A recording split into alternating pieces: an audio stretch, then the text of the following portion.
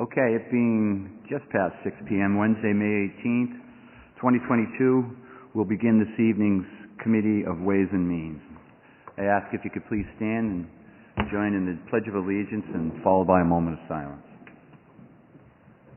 I pledge allegiance to the flag of the United States of America and to the republic for which it stands, one nation, under God, indivisible, with liberty and justice for all. Thank you.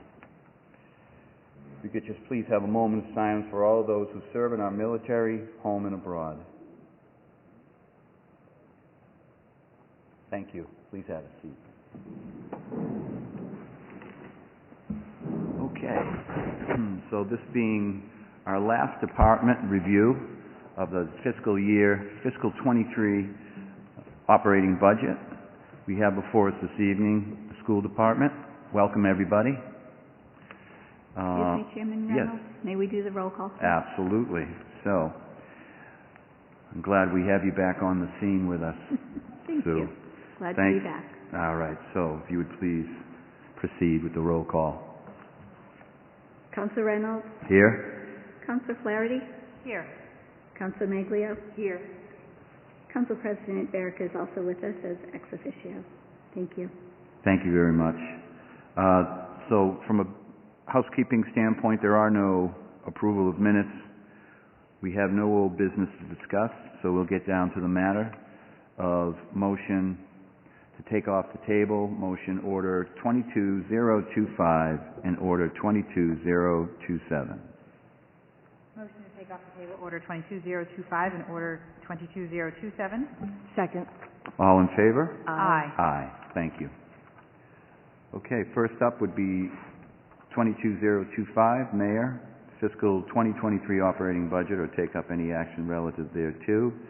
And we'll be referring to Appendix K and M, as in Mike, for education. With us this evening, we have Superintendent Jim Lee, Interim Assistant Superintendent, Courtney Miller, Business Manager Ed Cronin, Lisa Fisk-Eager, who is the Chairwoman of the Braintree School Committee, and also in attendance, we have School Committee Member Kathy Tuffy. So, Chief of Staff Taub, how would you like to proceed? Good evening, Chairman Reynolds. Hello, everybody. Well, you stole my intro, so I think that I will just offer a friendly reminder that in addition to the operating budget, the school department does have a revolving fund that is also up for consideration this evening. And understanding we have several representatives here from the school department that are well equipped to address and answer any questions this committee may have, I'm going to move to one of the other seats and invite, I believe, Superintendent Lee, Assistant Superintendent Miller, and Mr. Cronin to the microphones.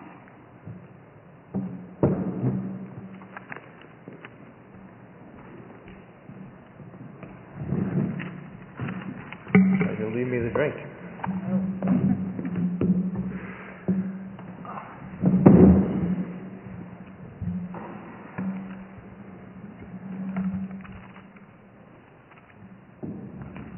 Good evening. Good evening, Superintendent. Thank you for having us. It's a pleasure to have you. You don't know that yet. Well,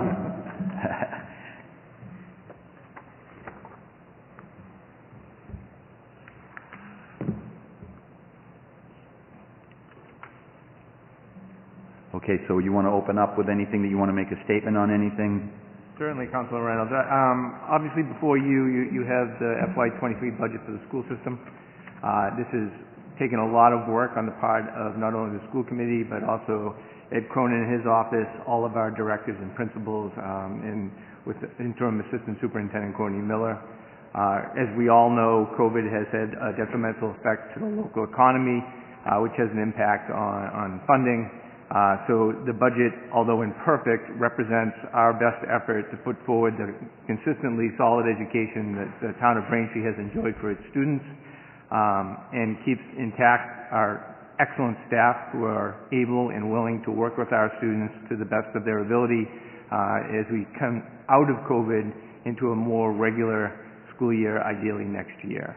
So, before you, what you'll find is a budget that includes one-time money to make the budget work, and we can certainly answer any questions that you might have about that. We are using one-time money in the current fiscal year, which I believe you all know. So this action would continue into next year, and we can have another conversation about what the future looks like as one-time money becomes more difficult to maintain, at least on the part of the school system. Very good. Thank you. Appreciate that. I'm going to start off and ask if Councilor Flaherty would like to have any questions or comments. Certainly. I do have a few questions, and the first of those is, can you describe the role of circuit breaker funding in the education budget? So I'll start, and I'll ask Mr. Cronin to supplement my answer. I believe you all know, circuit breaker is money that we get reimbursed for extraordinary special education expenses. When costs exceed $45,000, we get reimbursed by a percentage based on state funding. The initial promise was reimbursement at 75%. That the state has not always been able to reimburse districts at that level. But we utilize this money to help defray costs in special education, particularly for those students who are out of district and for whom we're paying tuitions. However, at the same time, Mr. Cronin? Basically, the way circuit breaker works is we bill in year one to circuit breaker. We receive the money in year two. It has to be spent by year three.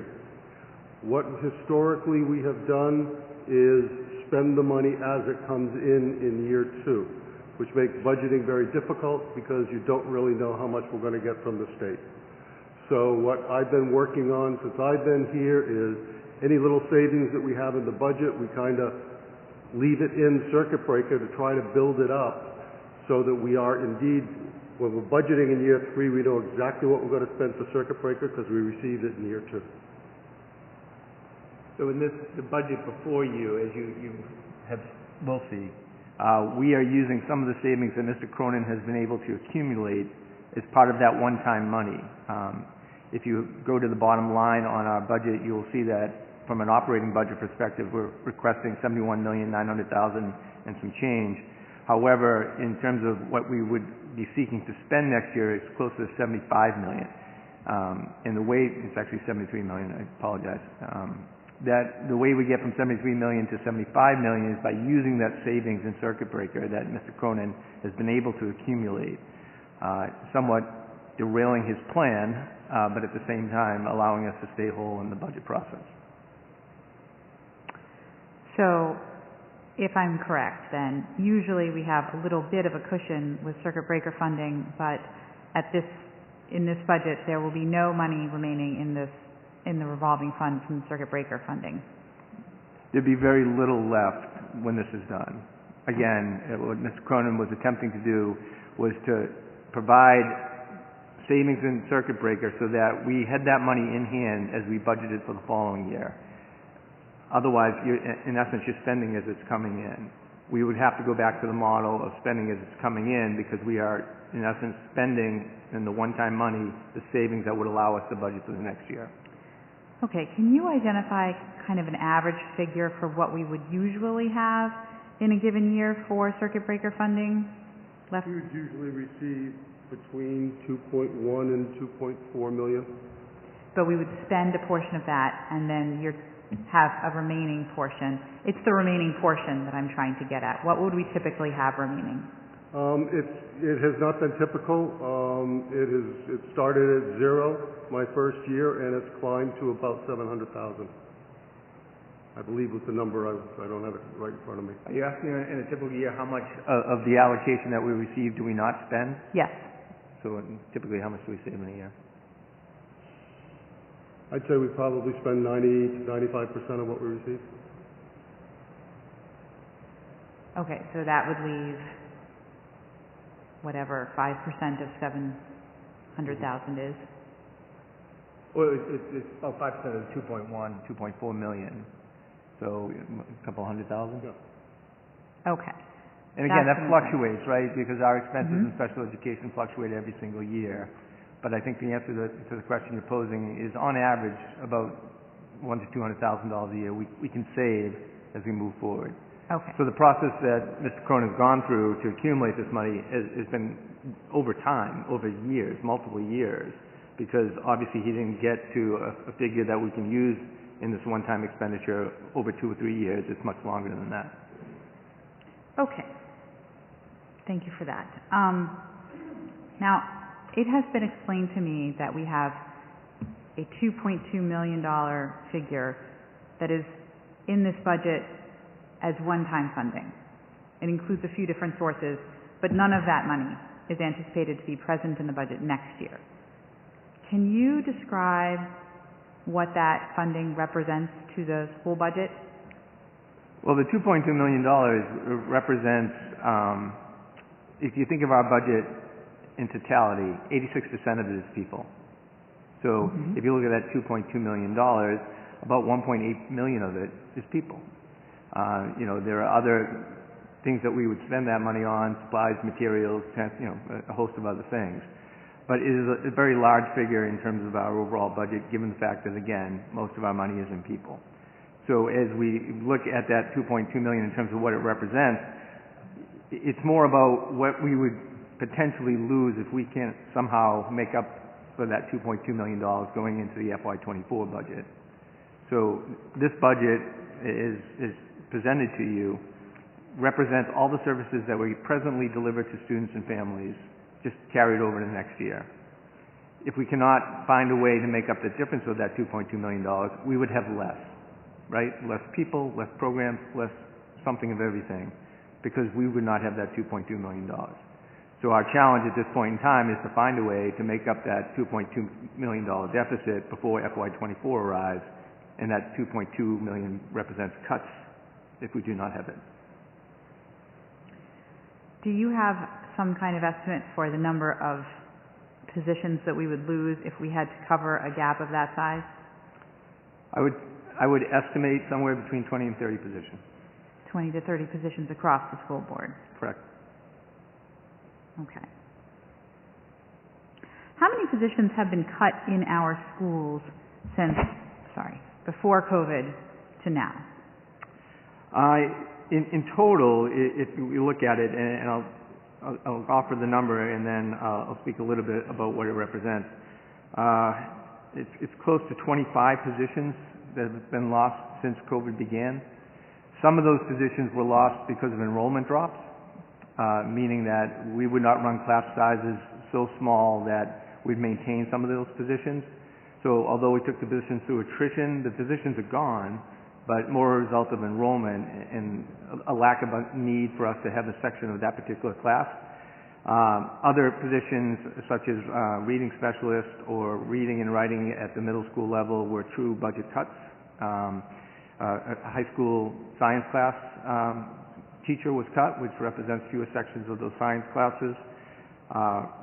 We lost a .2 math specialist in one of our early elementary schools.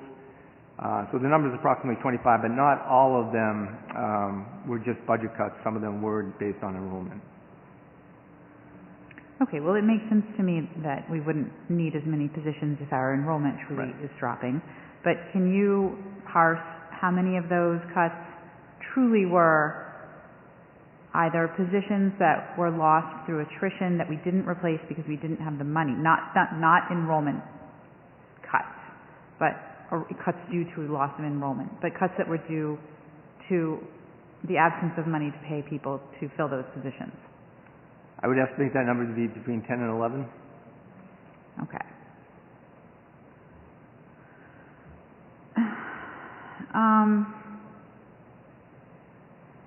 So we've seen 10 to 11 budget cuts already due to budget, and then if we were unable to fill that 2.2 million gap, we'd see 20 to 30 additional cuts.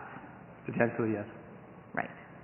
How many course offerings have been eliminated due to COVID? The courses that aren't running that used to run based on those reductions would be reading and writing at the middle school level. Everything else really resulted in class size changes. So if I talk about science at the high school, the courses remain, the class sizes are slightly larger because we didn't fill that teaching position. But in terms of actual courses that are no longer running, it'd be the reading and writing courses at the middle school. There wasn't the loss of a science lab teacher, a science lab course, or a lab portion to a science course? Not based on budget. We had done some of those changes based on scheduling and some other pieces along with that. The real reduction was that 1.0 science position at the high school, which is not specific to labs, it was specific to class sizes. Okay.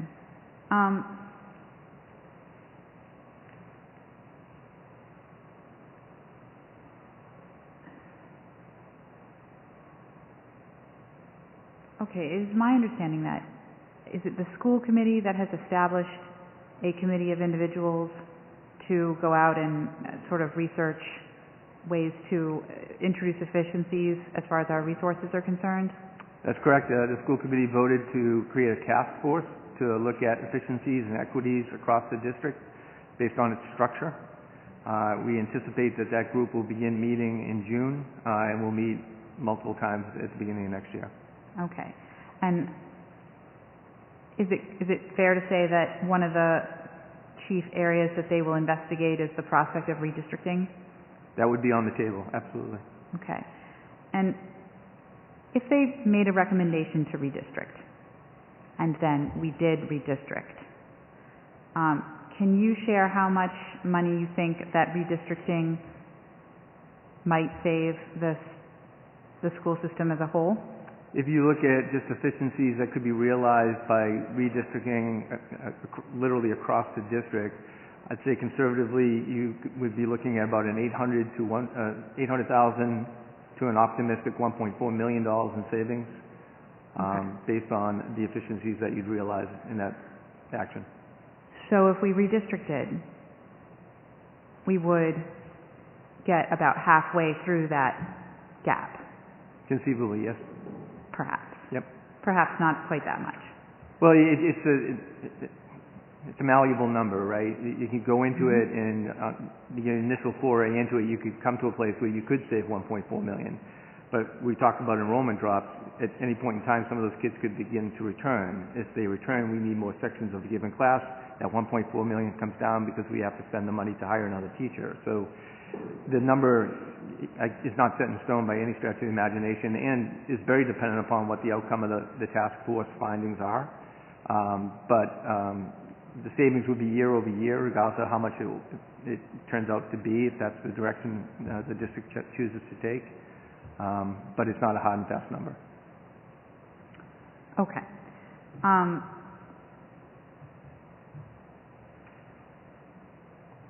How much money would it take to get back to pre-COVID staffing levels and course offerings? Again, if you took out the enrollment problem? Yeah, if I take out the enrollment and things that at this point we no longer fill for other reasons that have developed since COVID, I'd say in the neighborhood of $750,000 per year. Per year, yes. Okay. You have mentioned that you anticipate a 7% increase in the amount of $5.1 million in FY24 over the FY23 budget. Yeah. If most of the cost of running the schools is wrapped up in salary, can you explain what the 7% represents? Certainly. So on a given year, to maintain what we have in the existing year, it takes about 3.8% of our budget to roll over into the next year. And that includes contractual obligations, fixed cost increases, things that, in essence, we have zero control over. So we roll over at about 3.8% of an increase. In this scenario, however, to roll over what we presently have, we still have to make up that $2.2 million, so you have to add that into the figure. When you add that into the figure, for instance, for next year, we'd be looking at a budget of $78,547,000, which is exactly 7% over existing. So the $2.2 million has to be factored in because you have to have it if you want to roll over. Okay. At what point will the schools have some idea of the kind of enrollment we're looking at for the coming year? I have kids in the schools, and I was a little surprised to hear that both of them know people who are coming back. So do you have any idea, like, when parents, do they We- have a deadline? No, there is no deadline. On September 3rd, you can choose to send your kid to school. We track the numbers weekly, Mhm. so we get updates for any family that's come to a school to re-register their children or is registering for the first time. We follow those numbers every single week to see where we stand in terms of enrollment at every given site and at every different grade level. But we won't know the real number until school opens and the kids walk through the door, because the last minute is open game for everybody. And they can still enter mid-year, They is that can right? enter anytime they want, as long as they live in Braintree. Okay. That gets my questions for now. If I think of something, I'll let you know. Thank you so much. Thank you, Counselor. Counselor Maglio, questions or comments, please? Sure, thank you very much. Thank you.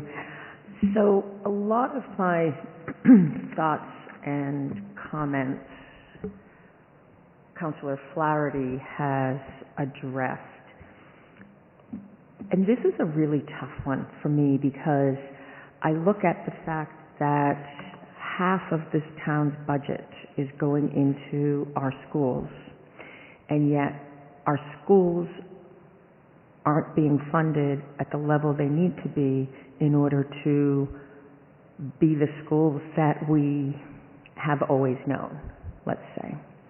And so we all have to make do with less. Completely understandable. Every department has to do that. But in this particular case, this is such a critical issue that the more I've gotten involved in these budget proceedings, the more I am alarmed at the lack of alarm that I see.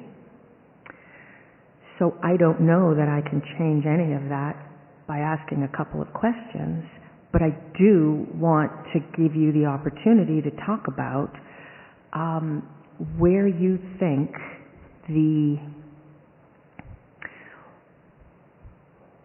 what the real life impact is on children who are attending schools in Braintree, and what they're missing out on as a result of these cuts that we had last year, that I understand have been carried forward and not made worse yet. Mm-hmm. But look, what are the vulnerabilities that we are seeing now without math, without writing, or reading and writing, I think you said were two of the sections. Yeah, particularly at the middle school, and obviously that's instruction we'd love to see those students receive. That is a precursor to the more challenging courses that they're going to experience at the high school. That is really going to be dependent upon reading and writing skills. So the loss of those is obviously less than ideal. As we've returned to school, because of the drop in enrollment, we do have lower class sizes, which is absolutely beneficial as kids return from COVID. A smaller class setting allows teachers to spend more attention to the students who are in front of them. However, the needs of some of the students who are returning to school post-COVID have been dramatic and much different than we've experienced in the past. So a lot of the social emotional support that our students need is just another piece that we've been able to add some this year, but we're going to need to continue to add more. The biggest challenge, and not to beat the dead horse, is looking forward. I can look at this budget and I can envision next year, and I can see us being successful because our staff is excellent and really dedicated to working to ensure that the kids are successful. If the $2.2 million issue is not resolved, it becomes a massive problem. What we have is not what everybody wants, right? No matter what budget you allowed for us, we would spend it in the best interest of students every single year, and kids would get true benefit from it with the staff that, again, truly cares. We're not talking about adding, we're talking about maintaining. So if we are unable to maintain in FY24 what we're going to put on the table for FY23, there'll be less reading, there'll be less math, there'll be less social emotional support. So in my view, the biggest challenge for the school district right now is, what are we going to do over the course of the next 12 months to address this $2.2 million issue? And the task force is one step in that particular process. We will continue to look internally to see if there are other efficiencies that we can recognize. As you all know, all the units in the town are up for negotiation. That's another factor that plays into all these conversations. So we've already begun the work to take a look at what do we need to do. In the town, I hope, understands what the issue is. And if we haven't communicated what we need to more effectively, we'll work on that too. But it is going to be a group effort to make sure that we're in a position when we sit here next year that we're not talking about cuts, we're talking about the next thing we're going to be able to add to help our students. I appreciate your discretion, your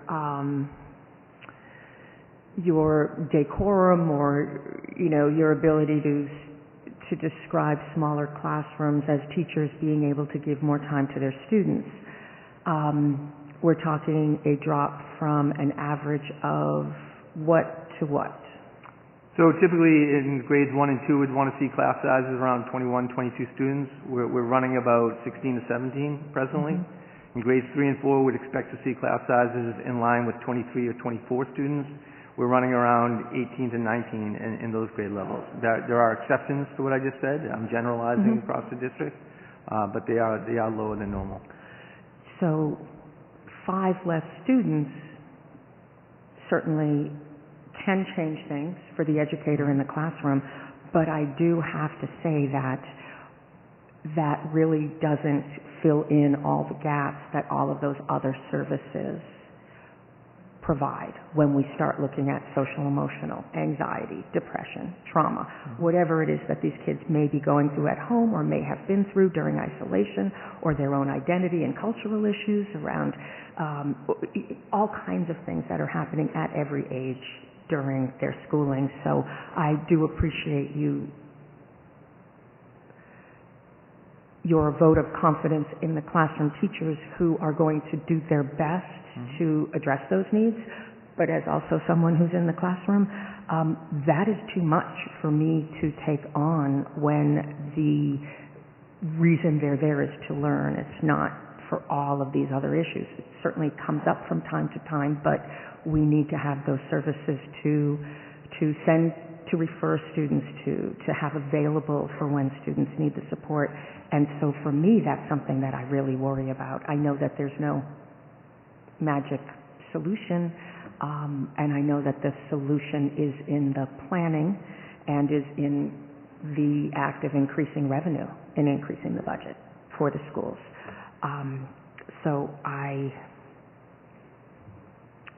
really just wanted to state those two things for now anyway, and I appreciate you coming here. If there's anything else that you want to comment on. No, I mean, not disagreeing with you, but we have been able to offer support services to a number of students in different ways this year.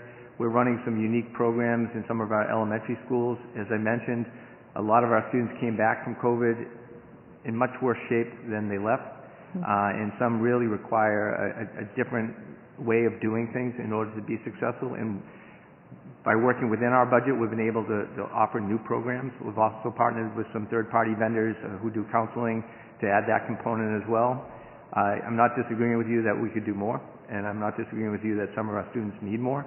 But given what we are working with, I think we're doing an excellent job trying to provide those supports to those students who need them. I'm sure you're doing an excellent job with No, what you're working and with, again, I'm not but you disagreeing need to with have you. more to work with. Again, totally not disagreeing with you. And, given were you to walk our buildings back in September and visit our classrooms, you would understand that really for the classroom teacher, that benefit of having a smaller class size was essential. It's taken a long time this year to get learning to look a little bit more like learning looked pre-COVID. And again, that's due to the efforts of our teachers. But again, we could do more. Thank you very much. Thank you.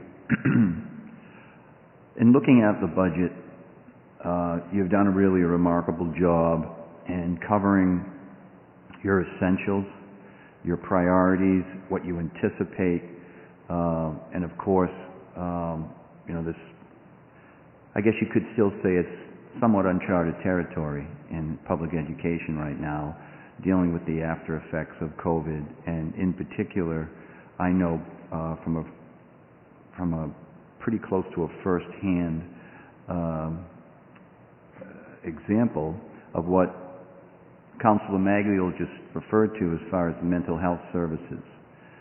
My wife is a clinical director of a mental health service that primarily deals with children and their families. And it's just extraordinary, the amount of pressure, the amount of additional need of this population and how it has expanded is through the roof. And it exists in our schools, particularly with the younger children. I know you mentioned about some of the children who have come back, and they're in a much more compromised, emotional situation, and it makes your job and your teachers' jobs and the administrators' jobs that much more difficult, on top of having a municipal budget that has decreased. I should say our growth has not kept up with our costs. But it's exacerbated by this particular situation, and the reason I start with that is I'm wondering, with the ARPA money through the county, there is a lot, there are categories specifically for mental health services, and that my understanding in talking with the county commissioners is that money is something the schools themselves could use directly. Is that your understanding? That is not my understanding. We have been working with the mayor's office, submitting costs and expenses that we have that we think would qualify under the county money, with the belief that working through the mayor's office that it would be reimbursed through the county. So not directly, but indirectly, we believe we are part of that process, and we have been submitting expenses we think will qualify for reimbursement under ARPA. Okay. And in those qualifications, reimbursements, so I know one is school nurses, and I understand that you had to really get competitive in order to grab any substitute school nurses that you required. Right. It's not a reimbursement that's going to make any kind of a significant impact on your overall budget, I understand. But every little bit helps, and so I guess this question might go to Chief of Staff. Todd, are there active requests in already with the county, or what would be anticipated if you haven't already? Sure. Applied? So I actually had an opportunity to attend today's county commissioners meeting, where they voted to approve our first county allocation of roughly $750,000 of our appropriation.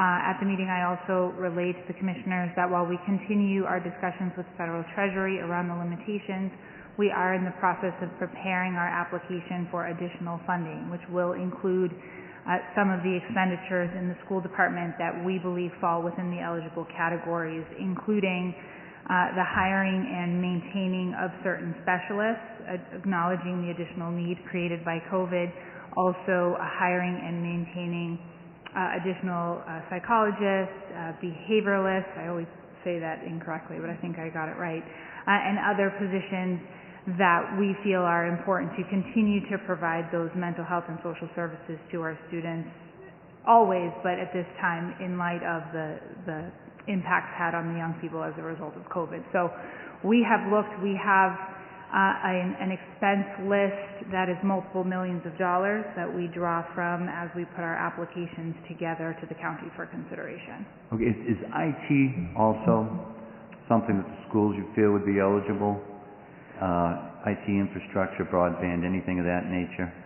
So right now, because I think looking at the expenses that we have on the staffing side, and quite frankly the very obvious connection those positions and those expenditures have to COVID and the eligible expense categories, I think with that from the schools as well as the other departments that we've been looking at is going to be sufficient to meet our maximum allocation as it stands at this time. So we have not looked at IT.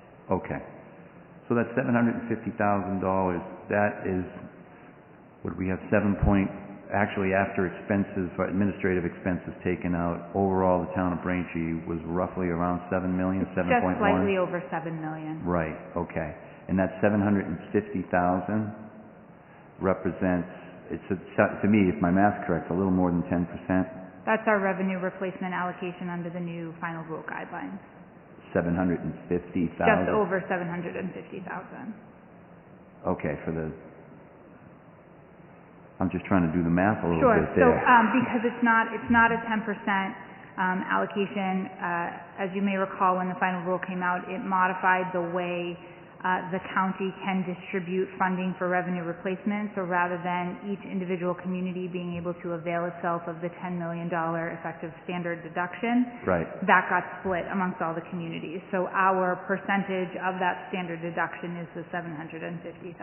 Okay, so, all right, so that was actually new to me. I mean, my understanding was that they were not going to do that 10% allocation, but rather just give out a dollar amount and then limit each individual subrecipient to 10% of the total allocation. No, the county had the option of either claiming actual losses for revenue replacement, which they don't really have as an entity, or utilizing the $10 million standard deduction. And so where they are the entity receiving the funds that are allocated to the county are limited to $10 million being used for revenue replacement. So they took the $10 million and separated that out by all of the Norfolk County communities based on size, and gave each community effectively a portion of that number. Got it. Okay. Our portion was roughly $750,000, leaving us with roughly $2.9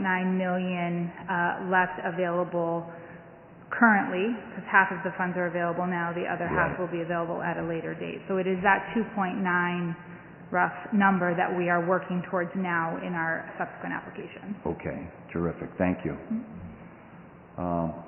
Okay, the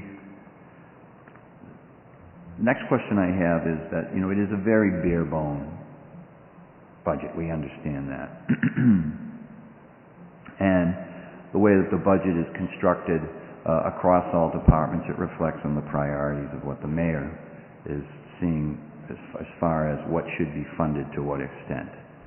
And we're not in a position to counter that suggestion of how that allocation works. We're not authorized from a charter perspective. But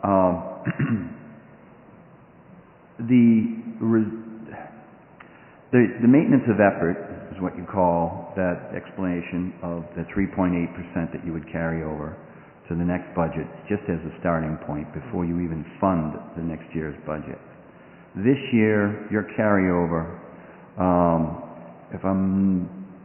I want to say roughly 1%, but could you clarify that for me? If you're referring to our spend in the current year versus what we are proposing to spend next year, it's a 0.8% increase. 0.8%. Correct. Okay. Yeah, that's a tough one.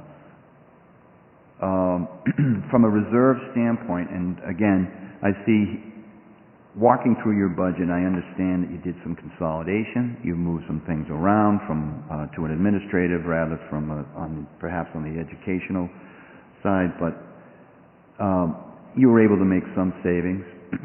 And attrition, of course, you spoke to that earlier. Yep. The offsets, your revenue offsets are roughly $1.5 million. That's above and beyond your allocated.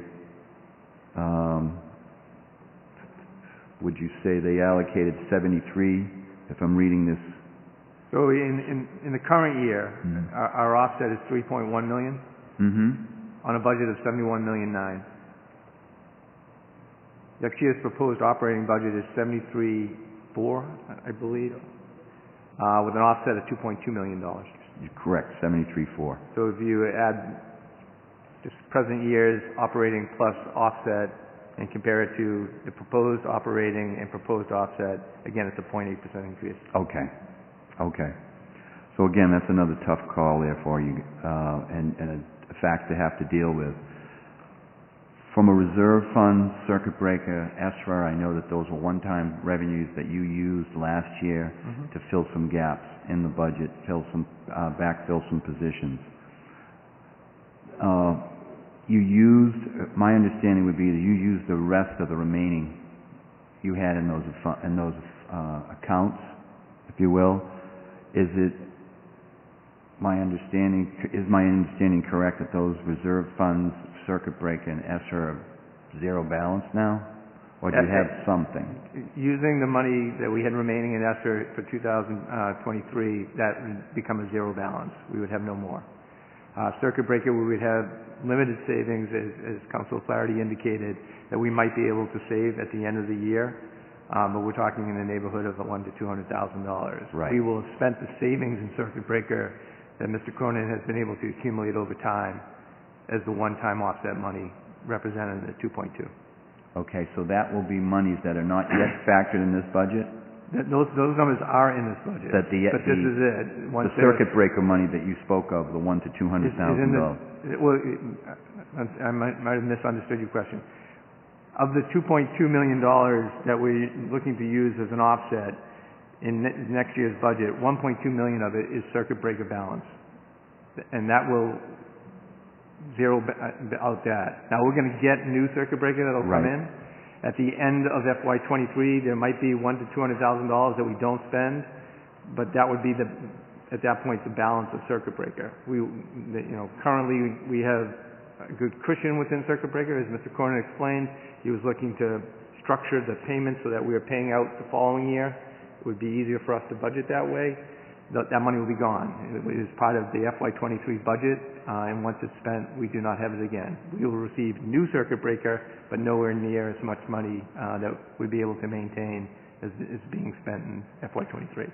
Okay, and that circuit breaker that's what you made a reference earlier in your presentation of which the goal is 75% to be reimbursed. 75%. The goal, but it's actually never been realized. It usually runs around 72 on average, sometimes a little lower. Just hit 75 once in a while. Okay. All right. And we don't know yet what that number is as we move into the next fiscal year. The ESSER money, that money, is that for special needs? No, ESSER came in 3 installments to the school systems as COVID relief money. We spent a great deal of it on HVAC improvements. We spent a great deal of it on hiring additional staff during COVID. The schedules we were running required additional staff. We spent extra money out of that ESSER money for new software that allowed for remote learning. And again, of the money that we received, and we received approximately $5 million over time, again, we were able to save enough to have the one-time offset for this current year. But at that point, it was spent out. So it allowed us to keep the schools running during COVID, and has allowed us to feather out some of the impact, at least for this current year and into next year. Okay. And do you anticipate receiving further ESSER funds? At this point, we do not. Okay. All right. Thank you. There was discussion around besides class sizes.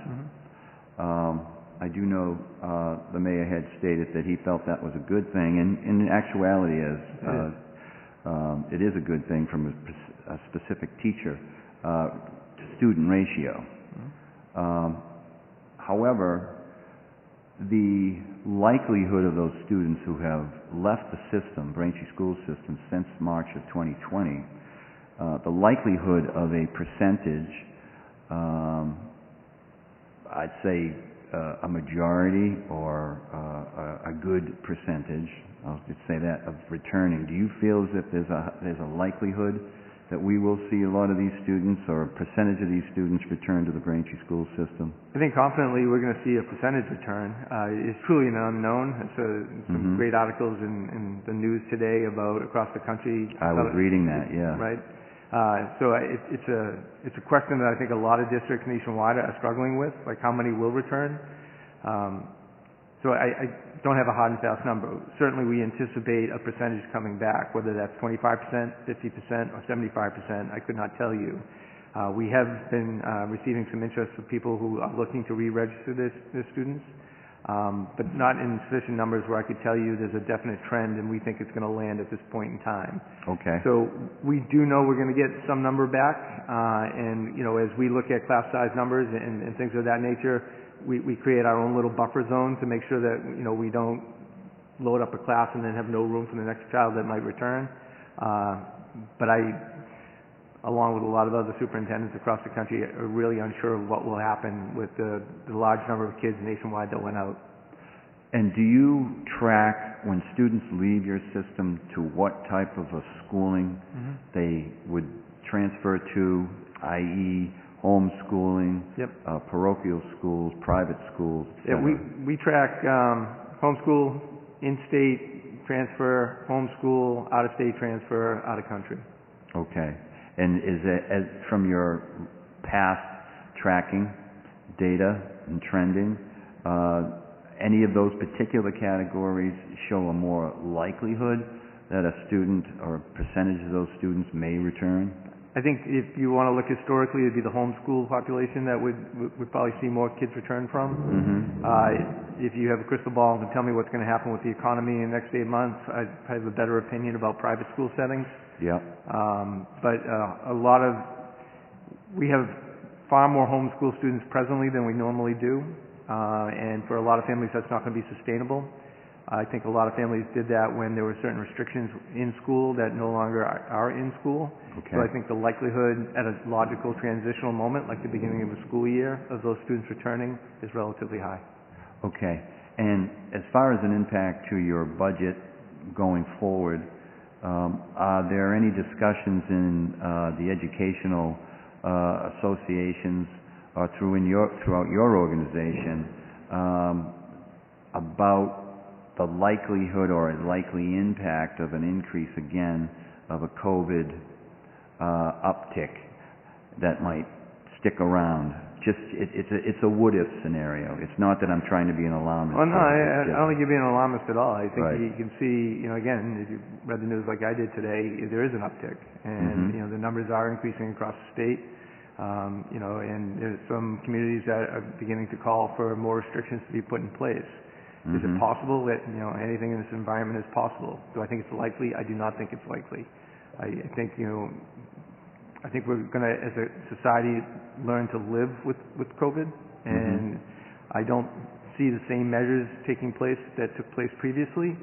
I have been wrong often, so, but if you're asking my opinion, that would be my opinion. Okay. Well, I appreciate that. It's just, looking over the horizon is always what I think is a necessary thing. Absolutely. And to anticipate. And I certainly hope that doesn't happen, but as you mentioned earlier, what gives me a little more level sense of confidence in you don't know, or your feelings are that we may not go back to the way education was prior to COVID. We might be changed for really, it's not going to be like it was pre-2020. I don't think so. Right. In some ways to the better, in some ways to the worse, right? Sure. I think as difficult as COVID was, I think some really great educational strategies came out of it when people were forced to look at education differently. I do think if families look at what their options are, I think they're more likely to truly explore them and see them as viable options, whereas in the past, I think what you did was you sent your kid to public school, and that's just what you did. A lot of families never gave thought to other options. I think COVID allowed people to see what other options might look like, and I think individual families are taking a closer look at what is right for my child in this environment. Right. So the way that we deliver services in the short term has changed. As we talk about behavior and we talk about social emotional issues that our students are confronting, we as a school system need to be able to address that. And when we talk about academic remediation, a lot of our students fell behind during COVID. We had kids who at-home learning really did not work for them, but at that moment that was their only option. So we need to be able to catch them back up to where they need to be successful as they move forward, whether they're in elementary school or high school looking for the next step. So in the short term, we have a lot of work to do to kind of get back on our feet with respect to what students need. But the longer term outlook for public education across the country, again, reading the same articles you read this morning, I think there's a lot of thought and debate about what it's going to look like moving forward, given what has transpired. And I would agree with you. I mean, change at times can force habits, can force a new way of operating. It can be good and it can be bad. And I do have a lot of confidence in the Braintree school system that your ability to effectively act and react, I should say, to change is very noteworthy. Very noteworthy. And we have an excellent staff. I do believe that. I do believe that. Your proactiveness is always in the front. Okay. Okay. Do you see, speaking of special education, do you see any challenges in that area as far as Braintree has always been a leader in providing top quality special education? And a lot of the parents and the community as a whole really stand behind that level of education and service that's provided. And it really pays off dividends for these families and for the individuals themselves.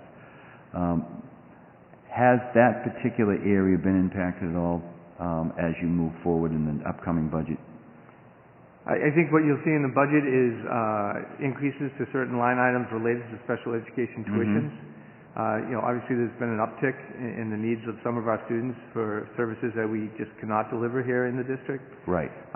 However, there's no wavering in the commitment of the school system and the town to keep kids in district, in their home schools to the extent possible. Those students with special needs, again, often were those most challenged during COVID when homeschooling was the mode of delivery. They truly benefit to the face-to-face instruction that they get when they're in school and the services that we're able to provide when they're physically in school. So yeah, there are some adjustments to the budget that you can see because we need to deal with circumstances that have arisen since COVID. But as part of that conversation, it is always about what do we need to do about the programs that we're offering in town, what do we need to tweak, what do we need to adjust so that those students can remain here. So, that work will continue, within the constraints of this particular budget and beyond, because that has always been, since I've walked into the door of Braintree, one of the biggest priorities and will remain one. Thank you, and I do have the confidence that you will do that. It's something that has always been a concern. I've been very proud of the fact that the community, I don't have any children in the school system, but I went through this school system, and the bones of, or the basis of priorities of the education, and not just creating, or giving an education, but creating citizens and citizens who contribute in positive ways, regardless of their abilities. And Braintree has always been a leader in that, and I've always been very proud of that. Fact. I'm going to just hold off for right now, and I know I'd like to give President Berica an opportunity to ask any questions or any comments as well. Madam President? Thank you very much, Councilor Reynolds, and thank you for being here to our school department and our town auditor as well. I do have a few questions and comments, and I think I can confidently speak on behalf of all parents to say there is nothing more important to anyone than their own kid. And it's alarming when we start hearing about the cuts that we have had to make and that we potentially will be making if we don't make up for some of this one-time money that we have been using over the last couple of years. I just indulge me for a minute. I'm going to echo our friend Mike Carroll, who says that it's not a kitchen or a bathroom that's the best investment in your house. It is a classroom. And that is so true. So I have a couple of...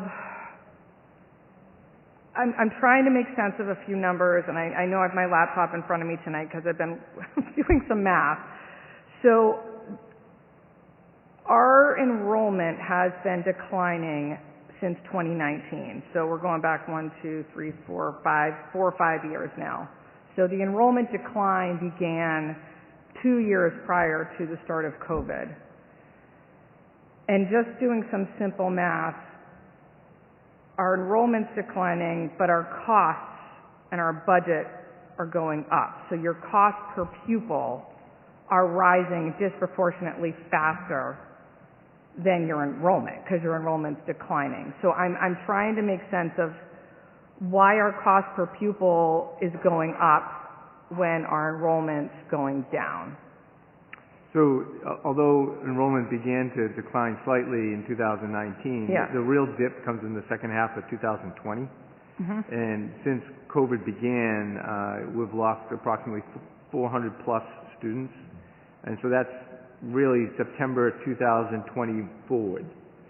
So, those numbers occurred almost instantaneously. It was dramatic. Kids left in batches. So we were running class sizes that, again, smaller than we normally would.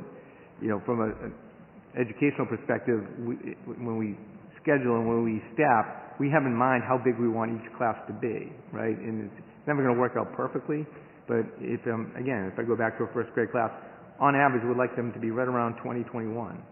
So when you see numbers that consistently are well below that's the inefficiency of what we're currently working with.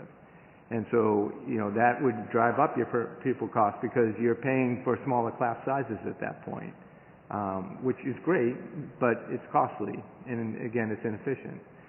So that's one of the answers to your questions as far as why would the per pupil cost go up when enrollment is dipping.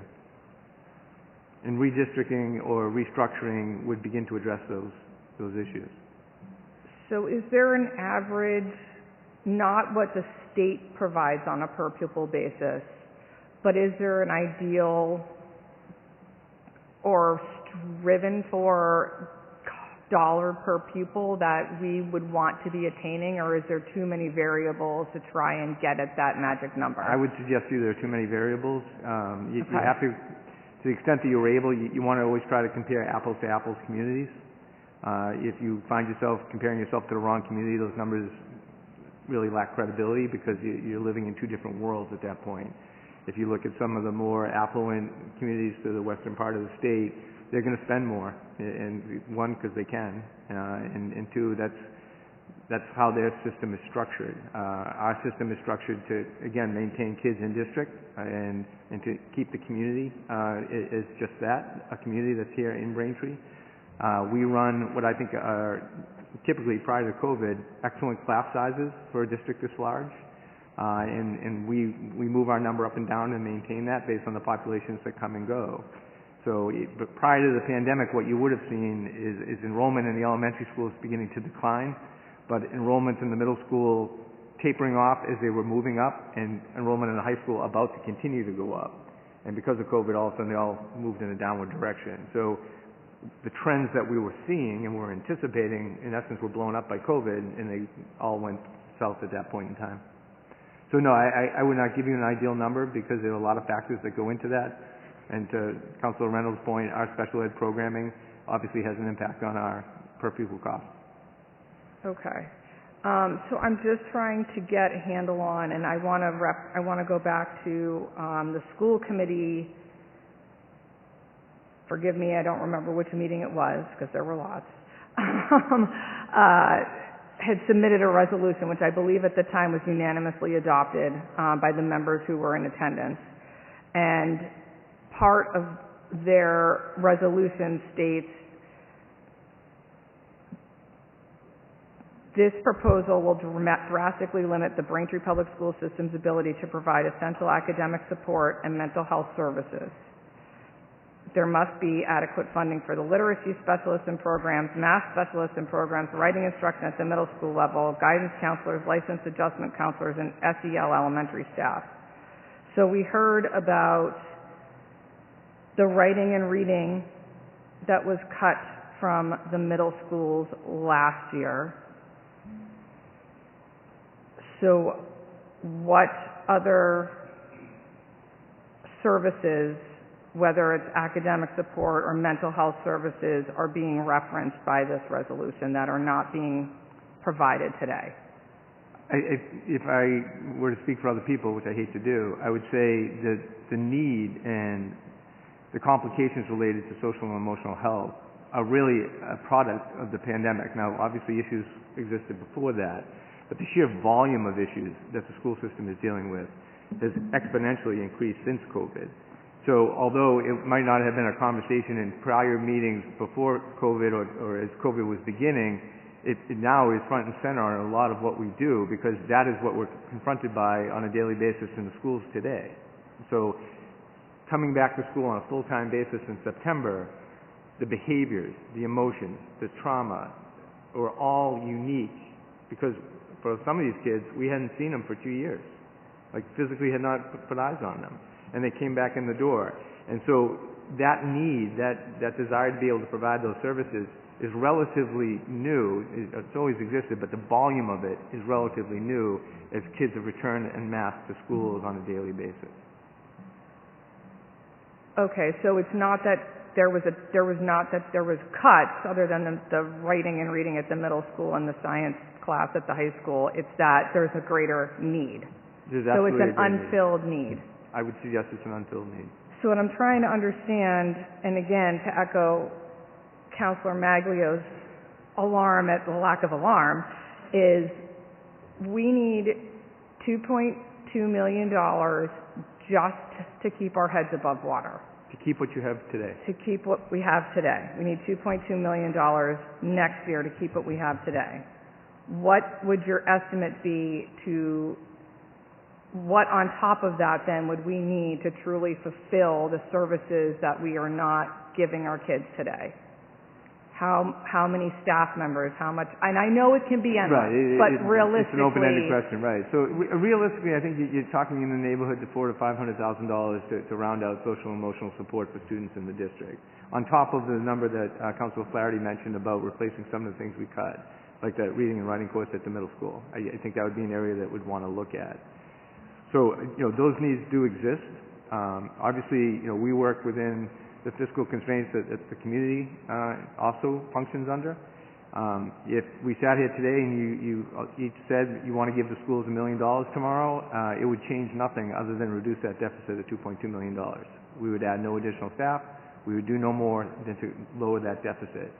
That deficit represents less than what you presently have. And that's what we're most focused on in terms of avoiding. If circumstances were optimistically improving to a point where we could talk beyond that, we would happily engage in that. But our focus right now is, as we look at FY24, do not lose what we presently have. We need everything we have. And to your point, we need more. But first and foremost, let's keep what we have. Understood. So just to be on the record, though, to get out of debt, quote unquote, we would need $2.2 million. To reinstate the writing and reading at the middle schools, we're estimating $750,000. That included a number of other positions, but it included the reading and writing. And then if we want to make sure our kids have the emotional and social services that they deserve, that's another, say, $400,000 to $500,000. So that's another $1.2 million on top of the $2.2 million. On top of the 3.8% that we need to roll over. On top, right, thank you. On top of the just because people need to be able to feed their own families. Right.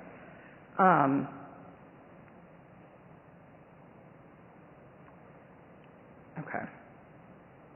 I need to let that sink in for myself for a minute. All right, switching gears for a second, I guess. So the capital budget has historically been $1 million for the school, not excluding last year because that was an exception. This year it was $880,000. So can you talk a little bit about what that $120,000 reduction, what that gap is? The quick answer would be the classroom library sets that we have in the capital budget represents half of what we ultimately need. So if we were to get all of what we needed in this current year, it would include $1.2 million, $120,000 in addition. For classroom libraries?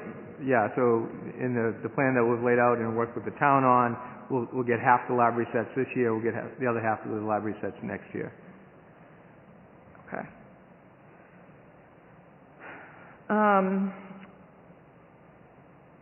And then do you have, I know we've talked about enrollment do we have an estimate, or are we thinking it's going to be flat right now? I mean, you guys must, it sounds like you track this year-round. We track it year-round. So right now, we believe there'll be a slight increase as kids return. There are no dramatic swings that are identifiable at this moment in time. But as I said earlier, we track it every single week. Okay, so we're looking at what, like 5,300 kids? I'd say a little bit north of 5,300 kids. Okay. That is an absolute guess. You cannot quote me on it. Noted. Okay.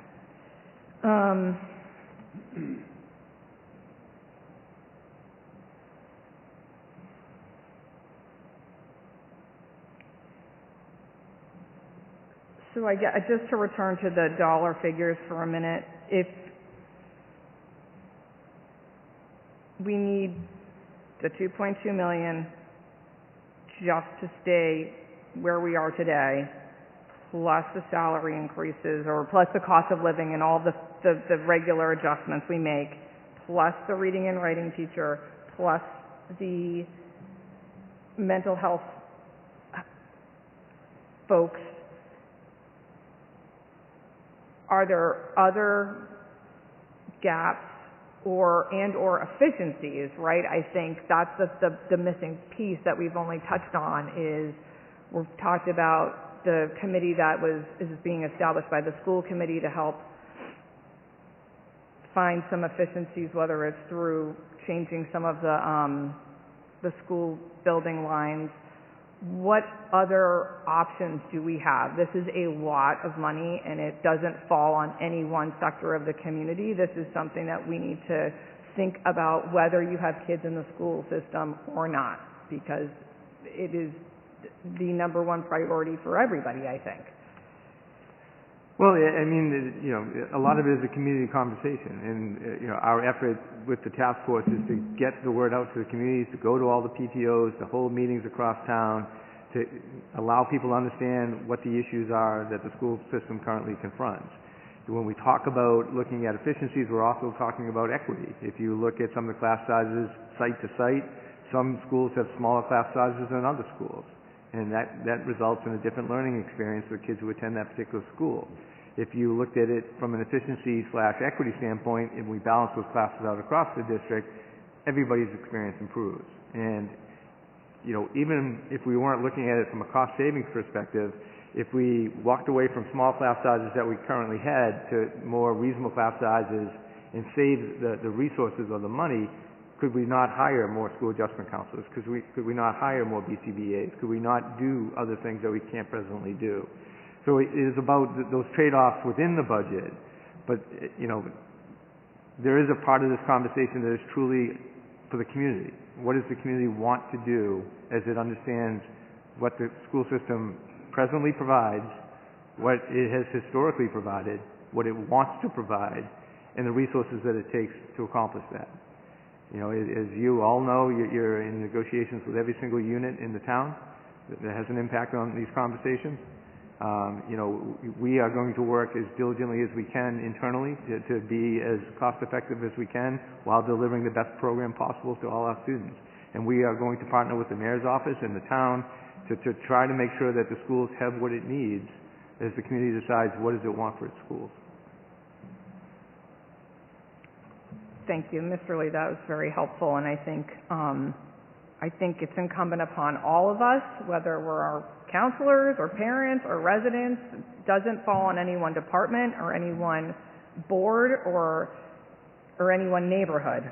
To your point, we need to think seriously as a town what we're willing to spend, what we're willing to give up, and what we want, because we have a lot of puts and takes that we have to consider as we think about, again, that you know, no kid is a number. If your kid is, you know, he in my case is not a number at all. But we have to have some serious conversations, I think, about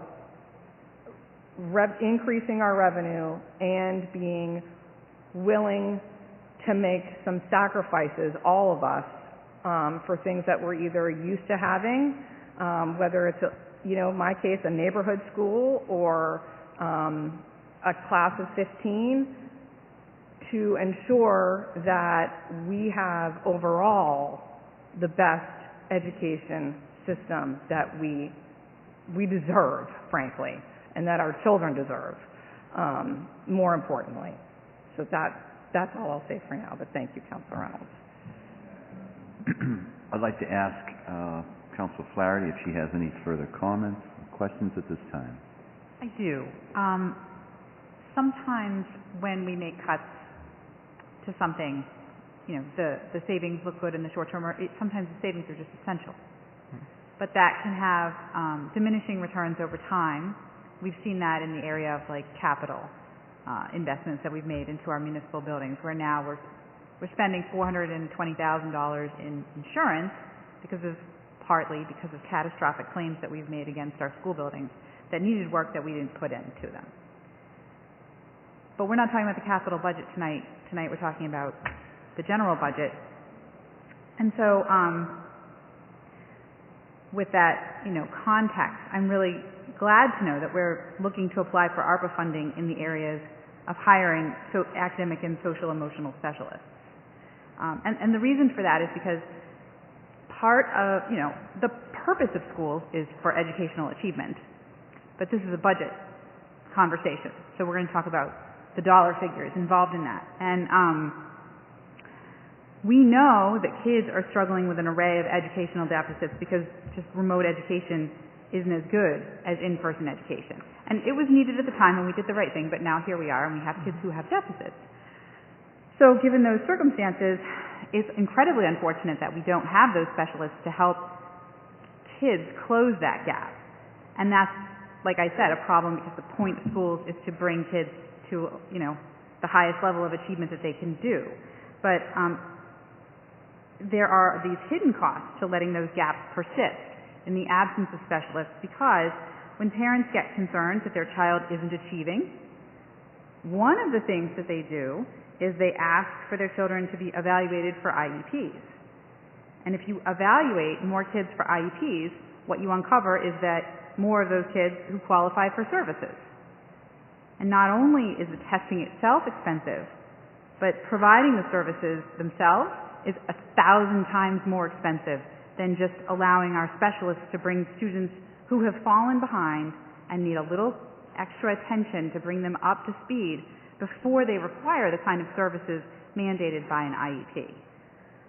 But without a robust set of specialists to tackle those tasks, the individual instruction that kids need to just move up a little and get back to the middle of the pack where they would have been if they weren't impacted by COVID, I'm concerned that we'll find ourselves with ballooning special education budget costs, and those we will not be able to cut because we will be legally mandated to afford them to those students who qualify.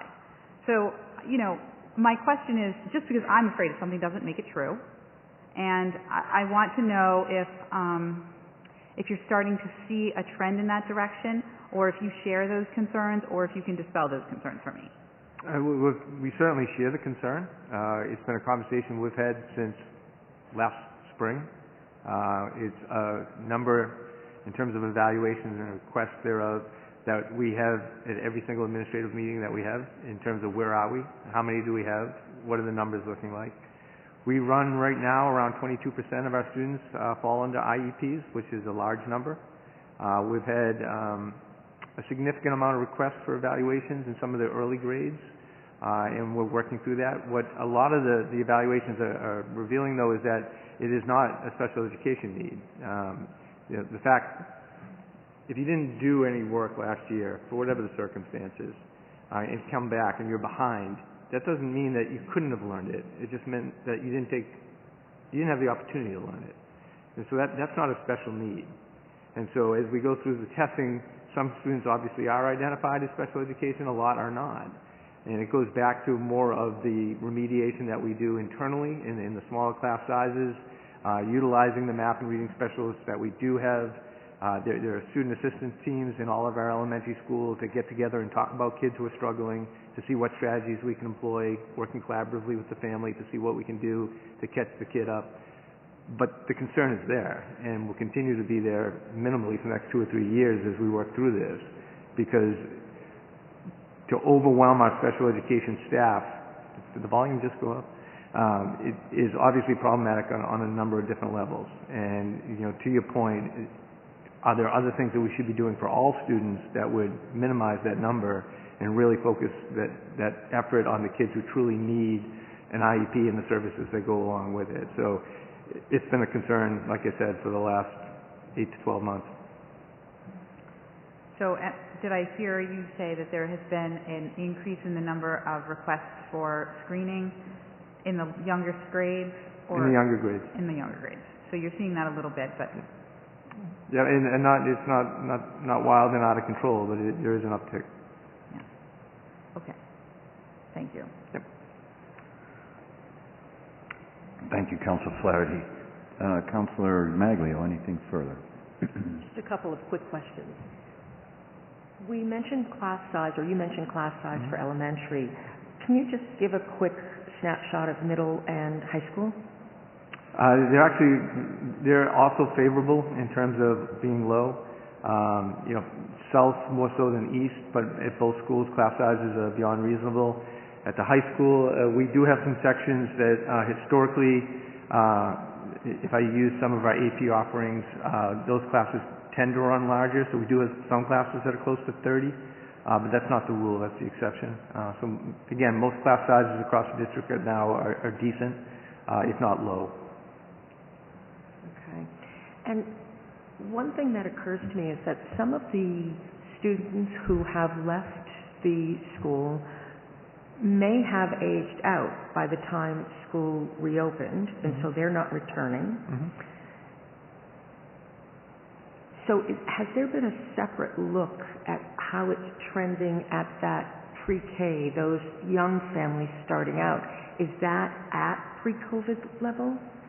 Looking at kindergarten enrollment for next year as it stands today, it's a little lower than normal. Pre-K is a little bit different in the sense that, that's coming out of early intervention, kids who are identified early on with specific needs that are addressed through our integrated preschool program. But if I focus on kindergarten just for a second, those numbers are slightly lower than we would expect them to be. To your point about kids aging out, Councilor Reynolds and I read the same article. They talked a lot about kids who reached that compulsory age, whose families just got used to them being at home, or they got jobs, and they're not coming back. And that's a distinct population.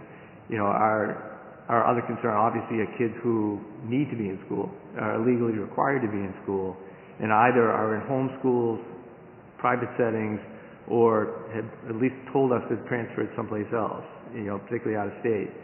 So those are the numbers that we are most focused on. And again, to Councilor Reynolds' point, the homeschool population, how many will be returning? Even private schools, usually a family won't make a decision midstream to send their kid back to a school. But if you look at the beginning of the school year, the halfway point of the school year, the logical transitional moments, that's when we'd expect to see them coming back. And to a much earlier point, you can register your child for school as long as you're living in Braintree any day of the school year, and they can wait all summer long before making a decision.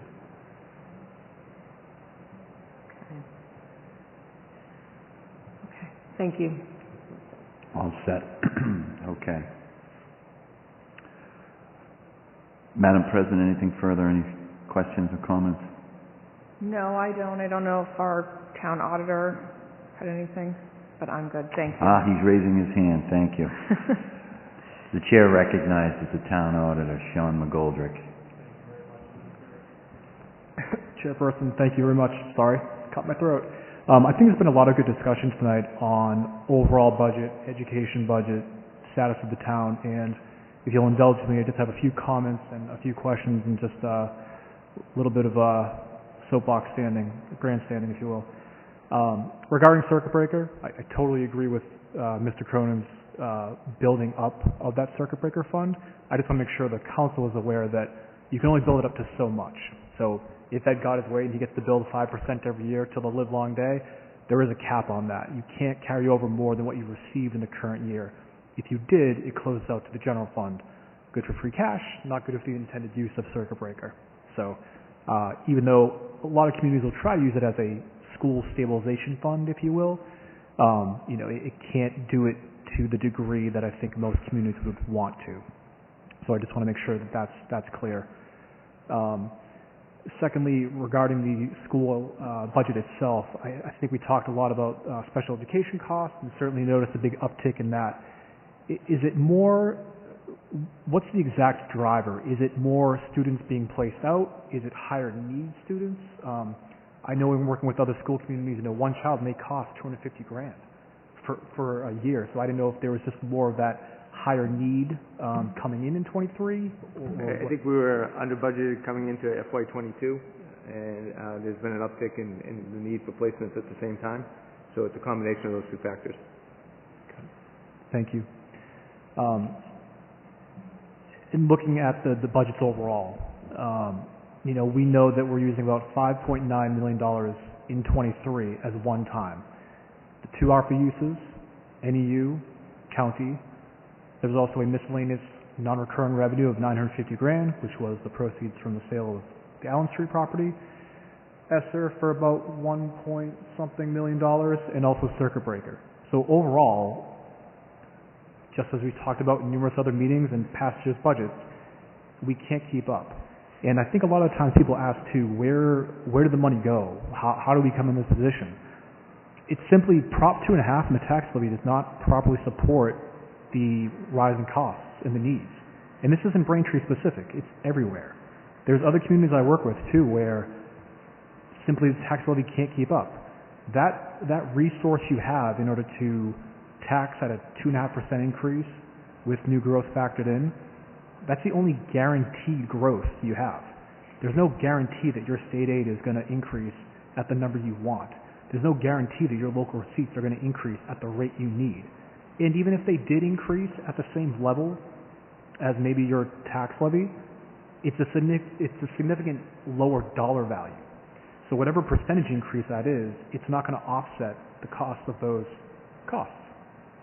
So I'm not shocked at where we are, and I'm not certainly placing blame on anyone. It's just a fact of where we are.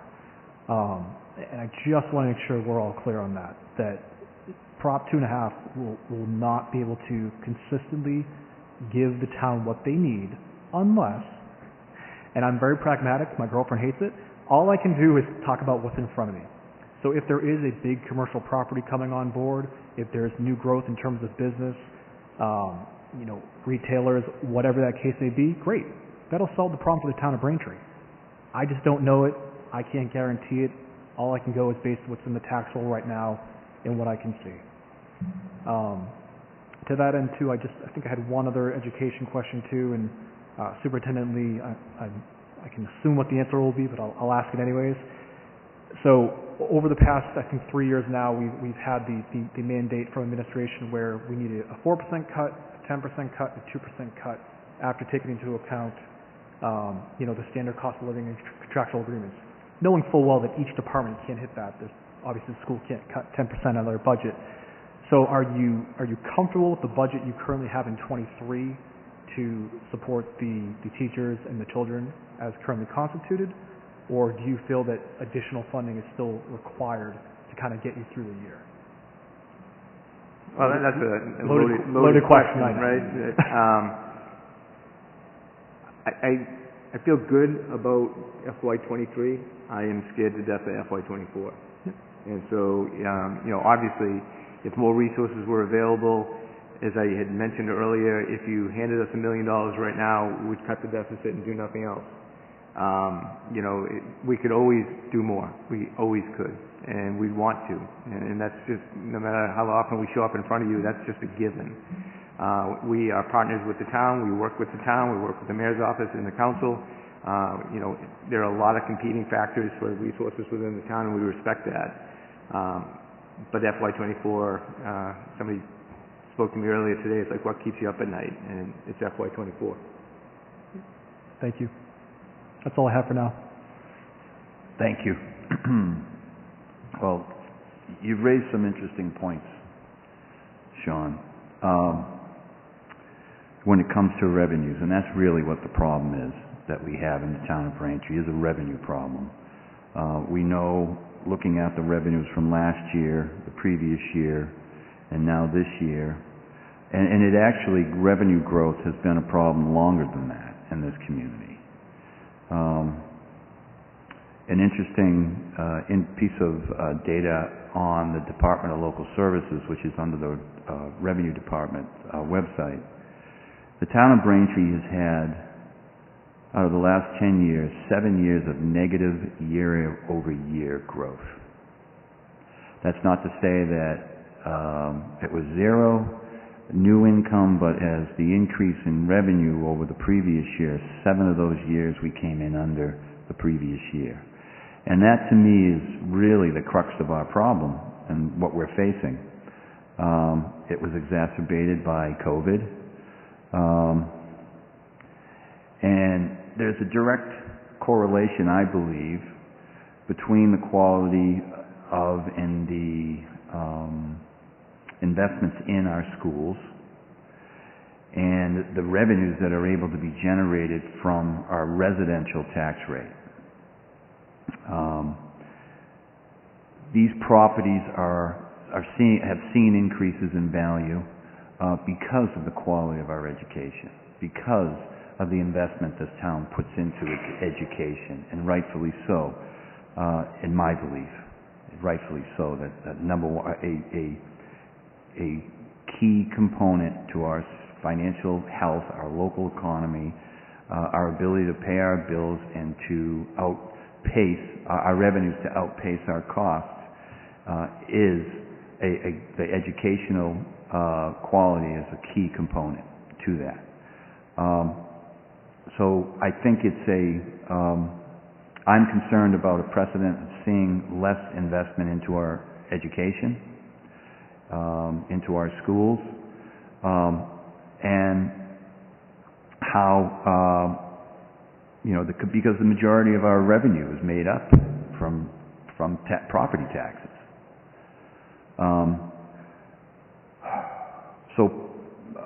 Per our town charter, the onus is definitely on Mayor Kokoris and his administration to prioritize those competing requests. It's a hard job, absolutely a difficult job, but it does rest in the executive office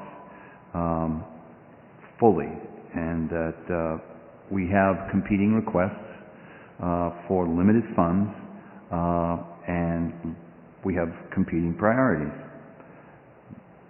I believe that the school department requires more funding than it's getting, but there's nothing other that I can do at this point is just to state that position.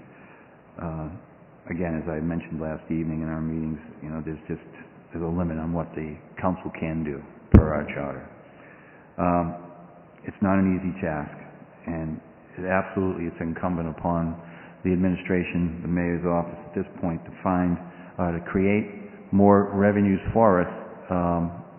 And as an individual counselor, and I think I could speak for many of the other counselors, we're very, very on board to help out in that task. But I think this message is more for the people of Braintree.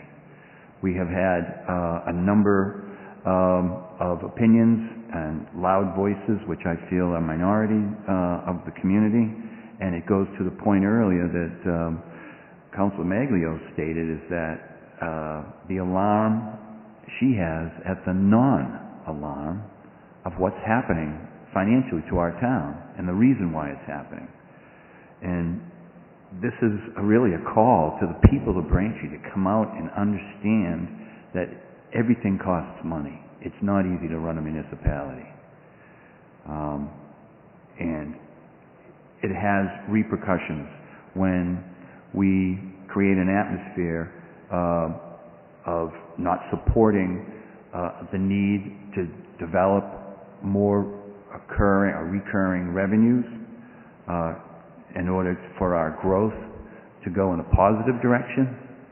And this whole exercise we've been through here, it's not an easy task for those making the decisions in the administration, I have to hand it, they have to recognize that. It is not an easy task. But it's what we do now, going forward, I think, from a community standpoint, that we stand up and we say our schools are worth it. Creating new citizens, good citizens, are very much worth it. Providing a quality of life that our services the town offers are able to deliver on those expectations of those services. So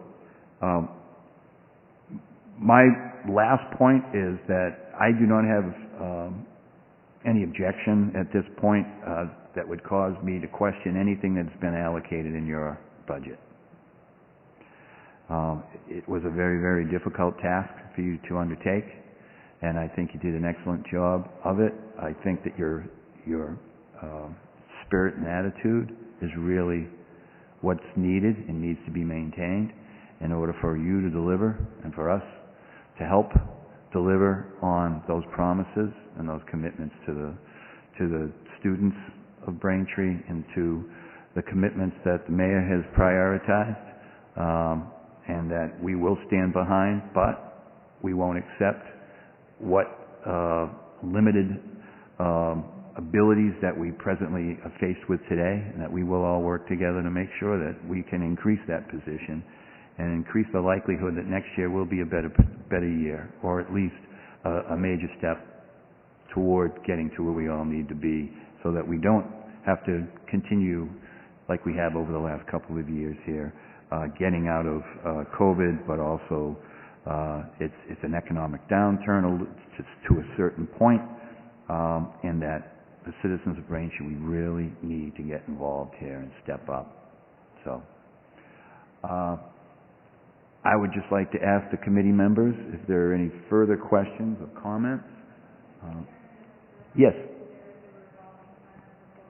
Garden, Yes. overseen by the school committee with a spending limit of $1,050,000. Right.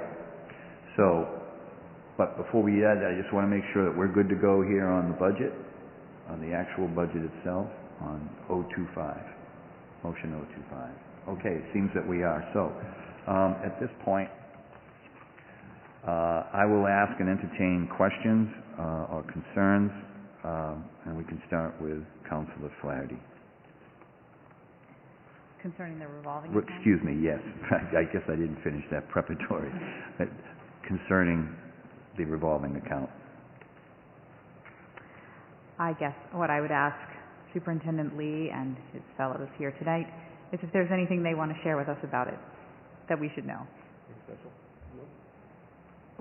There really is nothing special about it. It's tuition we bring in. It helps us pay for teachers that will do the full-day kindergarten positions at Inadequate and other schools.